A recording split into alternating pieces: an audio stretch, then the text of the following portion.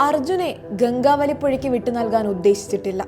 തിരിച്ചെത്തിക്കുമെന്ന് അമ്മയ്ക്ക് കൊടുത്ത വാക്ക് താൻ പാലിക്കുകയാണ്. അർജുൻ ഓടിച്ച ലോറി ഉടമ മനാഫിന്റെ വാക്കുകളാണിവ.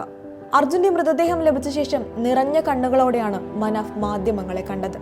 അർജുനെ തിരച്ചിൽ തുടങ്ങിയ സമയം മുതൽ ഇന്ന് വരെ കൂടെ ഉണ്ടായിരുന്ന മനുഷ്യനായിരുന്നു മനാഫ്.